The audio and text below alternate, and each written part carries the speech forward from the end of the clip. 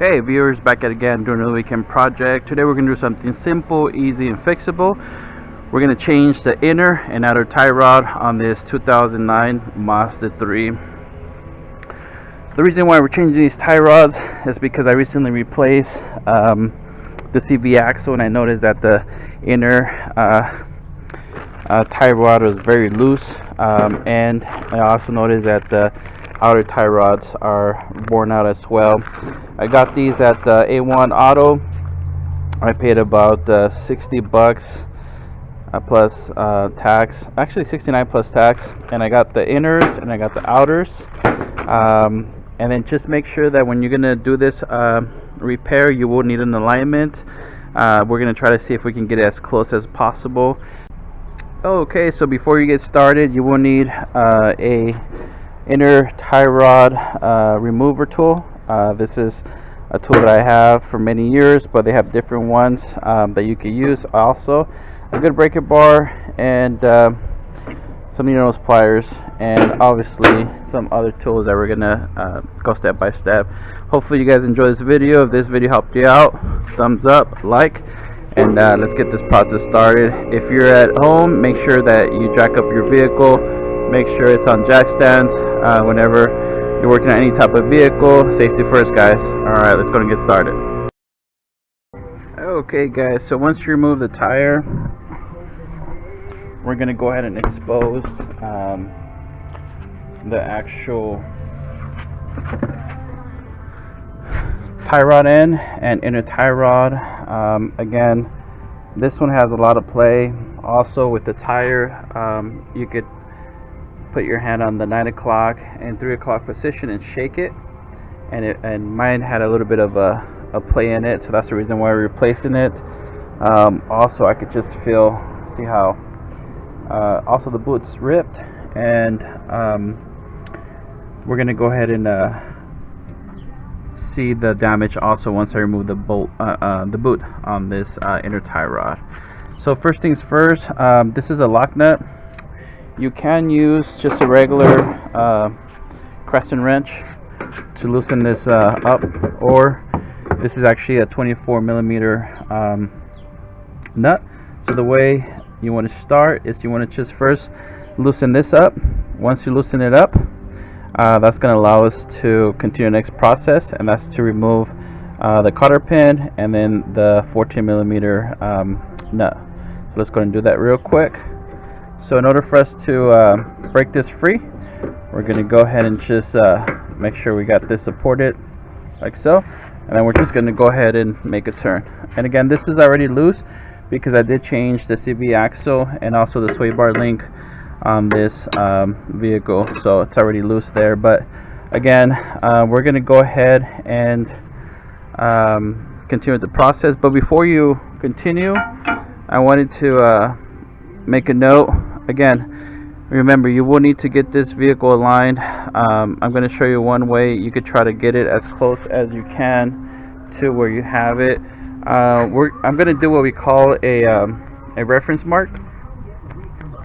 And aren't you using a Sharpie? An old mechanic, my mentor showed me how to do this. You want to go ahead and just mark just here like so. Kind of see that this is going to be just lined up there, and we're going to mark a reference point here. Okay, and then we're going to also, let's just say from here, and what I'm going to do, I'm going to get a tape measure. Let me see if I could get a tape measure here real quick.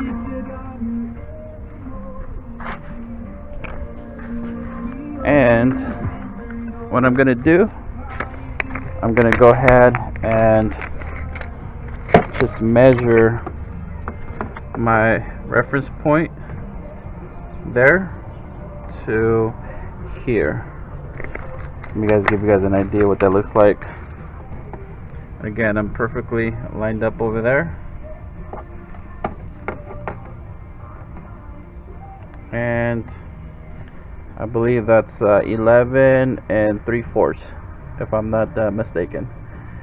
And that's one way of kind of getting this back to where it's going to line. Another method you could also use is once you free the tie rod end, you can actually turn the tie rod end clockwise, count how many turns you have, and then try to put it back. That's one way if you're only replacing the tie rod end. But because I'm replacing also the inner one, this is an aftermarket inner tie rod, so it could be a little bit different. So that's the reason why I'm using this method of just a reference and I'm going to just go ahead and put here 11 and I think it was 3/4, just to remind me of what the distance is, and that at least going to get me close to where I need to be, so that way it's not bad off when we get in alignment. Okay, so let's go ahead and continue.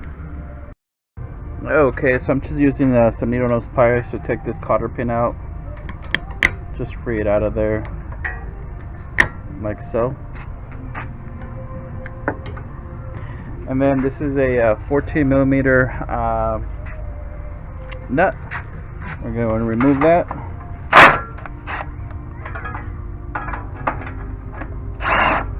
There we go. And there are two ways of removing the tie rod end. You can use your Thor hammer and just hit it here, or if you have access and luxury to a tie rod end puller, you can put the puller here and make sure it's nicely aligned, whatever's more easy for you, and then just go ahead and give it the beans, and that's going to go ahead and free it up. Because I already loosened this bad boy up, it's not really stuck in there like so. And again, if you're just changing the tie rod end, this is the perfect time. You're just going to go ahead and turn the tie rod end, and then just count the turns, and then you can put it back. But just wanted to show you, this is why I'm changing the inner tie rod. See how loose it is? This should be at least somewhat stiff, and I'll show you once I install the new tie rod inner tie rod. Now the next step, so we're going to go ahead and turn this tie rod ends, because I'm going to need my special tool to go in here so we can remove that inner tie rod. So let me go ahead and do this with two hands, remove this, and again we're just going to go ahead and just turn it, and we're going to count together, see if you can kind of get an idea what you could do this at home.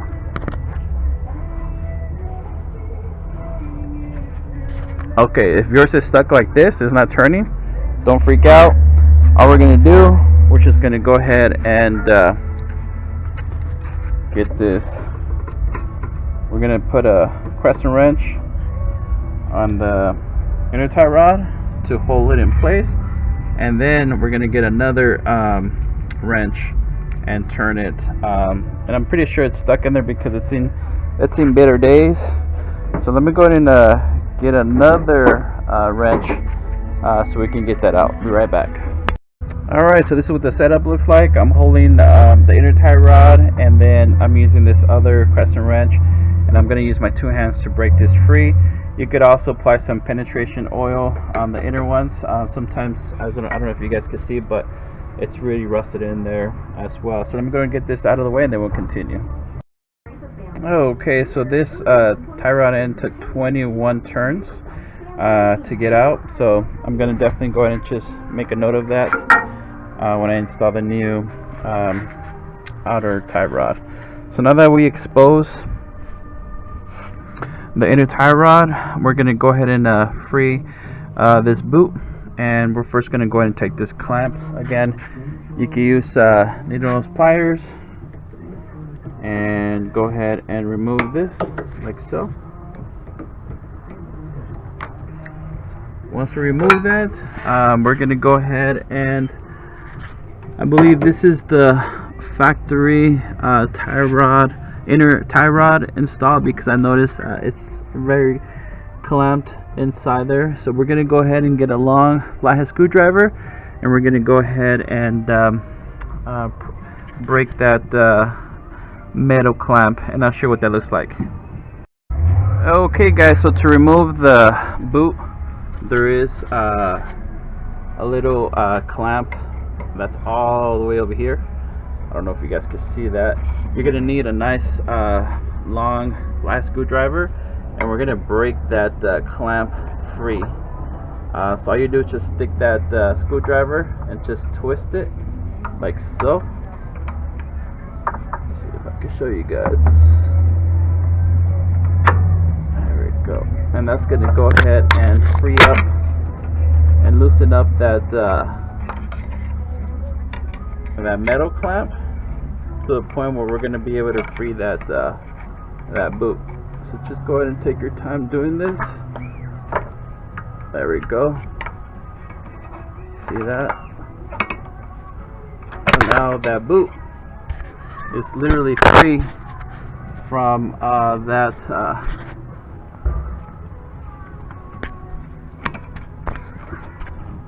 position. I'm just gonna make my way up and kind of get it out of the way like so. And again, take your time doing this. Try not to damage the boot like so. And that's gonna go ahead and expose that boot. And the next step, I'm gonna go ahead and gently try to see if I can break this free. Let me see if I have a small pick that I could use. No, I don't have one. But normally I would have a small pick, and then I'll just free this rubber boot like so. Just try not to break it, which is breaking it free from here. And then we're gonna go ahead and push the boot outwards, and I'm going to go ahead and also remove the nut so that we can get that as well. So again, let me go and do that real quick, and then we'll come back. Alright guys, I'm just getting this loose for you guys. I'm just going to put it right here, and then that's going to allow me to push the boot towards me like so.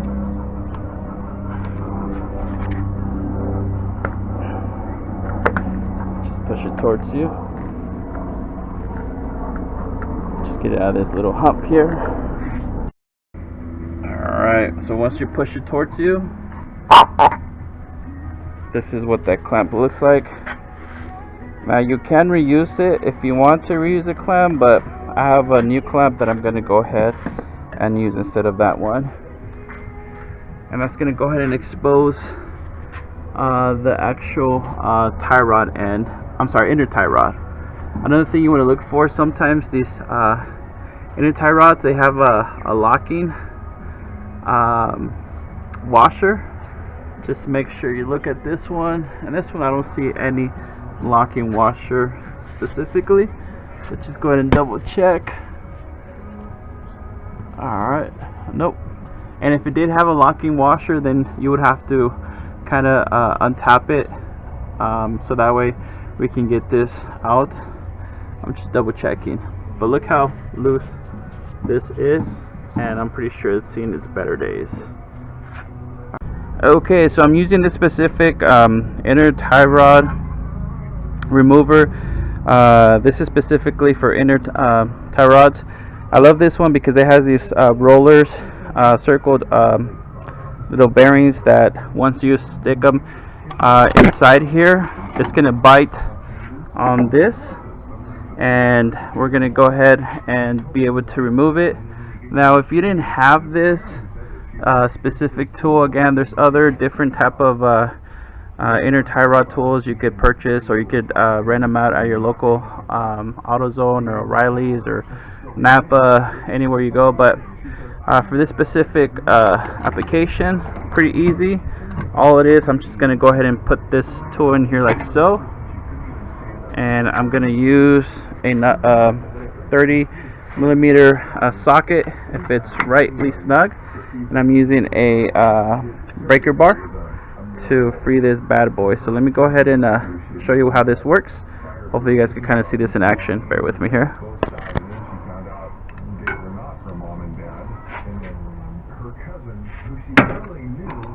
hot. And that was very easy peasy. I broke it loose. So once it's broken loose, we're gonna go ahead and just remove it out of the way. And I'm gonna put the torque specs right here on what this needs to be torqued. Okay. Alright, so once you remove this inner tie rod, so you see this little marquee. This is where we're going to put the new locking washer. I'm not sure what that looks like. Just like always, make sure you compare your parts with the original one. Again, this one, it's perfectly, and I got this kit from A1 Auto. My first time actually using from them, so we'll see how this lasts. And just want to show you guys, see how loose this one is. This is what the new inner tie rod should look like. It's stiff as a rock. Nothing's moving it. Okay, I just wanted to kind of show you guys, compare everything, and make sure they are the same length, which they are. So the next step, we're going to go ahead and install the inner tie rod. And again, the washer, this is going to go with the lips, it's going to go inside like so. Okay, so I'm going to put some blue Loctite on this before I install it, but just wanted to show you guys, this is going to go right there like so. Once I start tying up that inner tie rod, I'll make sure that this is going to go here. Okay, so let me go and get some blue Loctite, put some on the threads, and then we'll continue. Okay guys, so I'm just putting a little bit of a blue Loctite on that, not a whole lot, just like that. That way any type of vibration won't loosen this bad boy.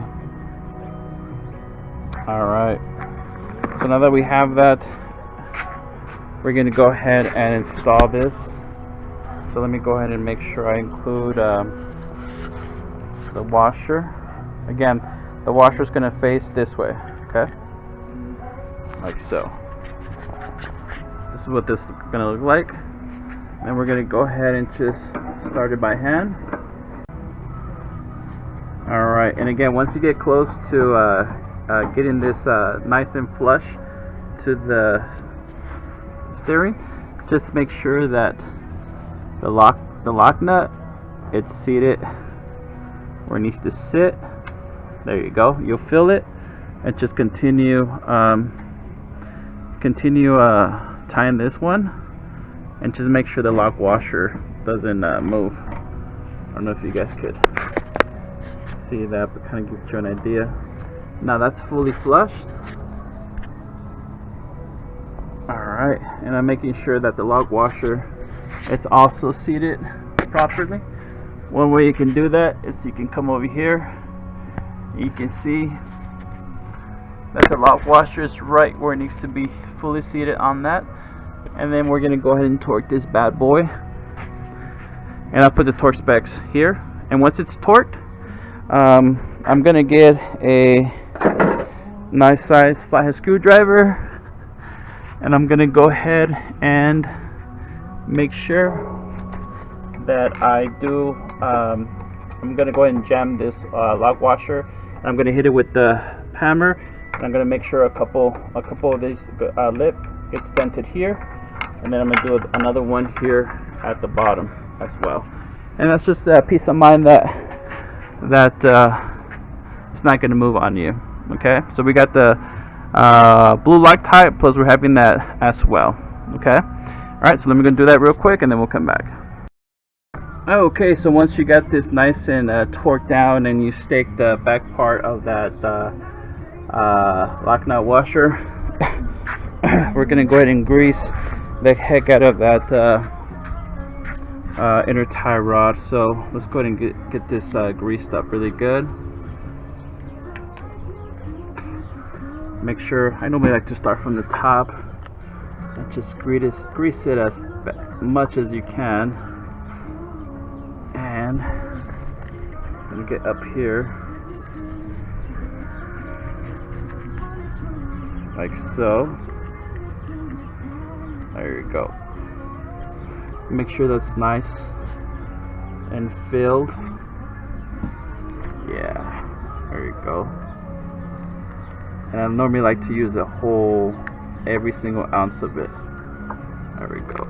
Sideways too. Alright, so now that we have that, we're going to go ahead and install the boot. And we're going to go ahead and clip it with the new clip that's going to hold the boot. So let's go and do that real quick. Let me go and get that new clip. Okay, so to install the boot, we're going to go ahead and remove this old boot. Just pry it off. Should be good to go. Sometimes it gets stuck there. Let me see if I can take it off.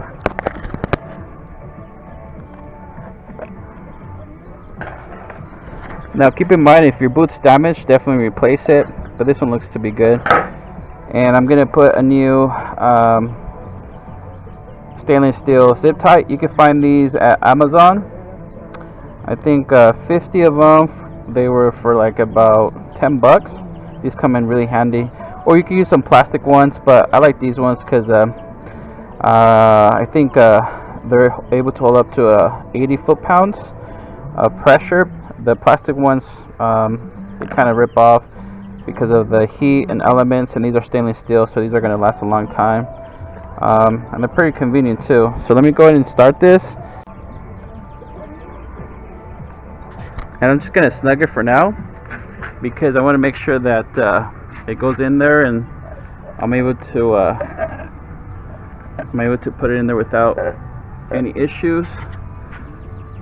And then I'm going to go ahead and just push this bad boy all the way inside, like so, making sure that it's perfectly snug from the bottom as well.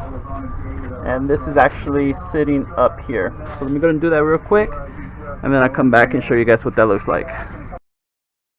Okay guys, so I can show you guys what that looks like. I give you guys some lighting, and I made sure that the boot is perfectly snug here from this side and also the outside.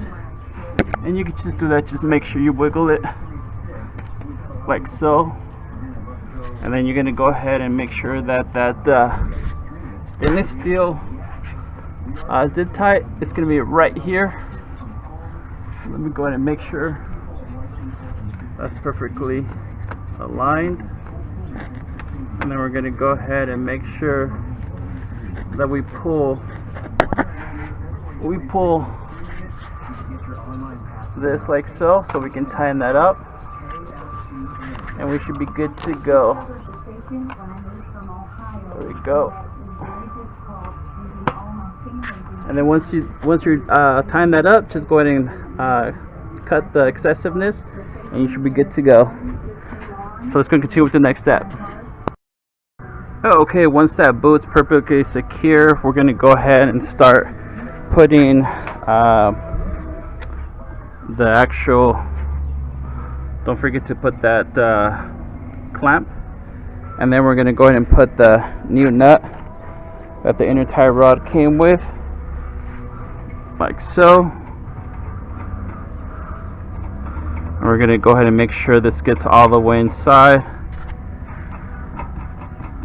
And what I like to do also, I'm going to put some anti-seize on the inner tie rod, so that way whenever this customer gets their vehicle aligned, that anti-seize could allow the alignment technician to be able to align this correctly. Okay, so let me go ahead and make sure I put this in there, and then we're going to put some anti-seize on this, just a little bit, not a whole lot, like so. That should be more than enough.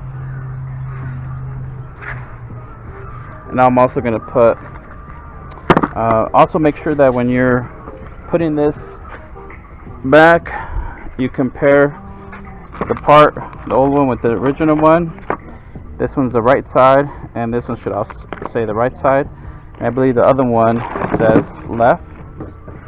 Yes, left, and then right. And just make sure that everything's nice and ready. Alright, so remember we counted, I believe I wrote 21 turns, so we're going to start here and we're going to do 21 turns, okay? So this is going to be 1 turn, 2, I'm going to continue and so on, okay? So let me get that set up here. Alright guys, so now that you place that tie rod in, I'm just going to go ahead and just try to see if I can finish this up and make sure I don't forget this, because little things like these you forget to put back because they're so simple. So go ahead and make sure you put this back like so. That way you know whether elements could get in there, okay? So now I did count 21 threads. Now I'm going to go ahead and see where we at right now with this being at 21. But look how nice and stiff this tie rod is. It's not even moving, which is great. I'm going to go ahead and just place this just for now. See if I could.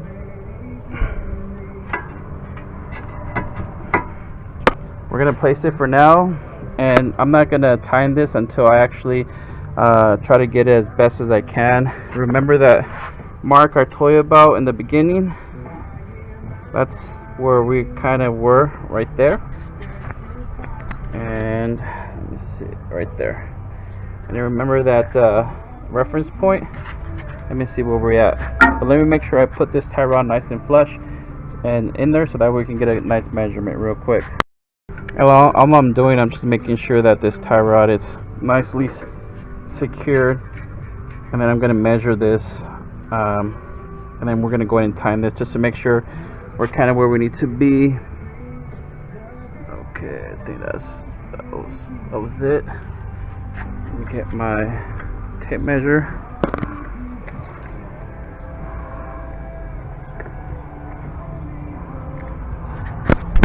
Oops.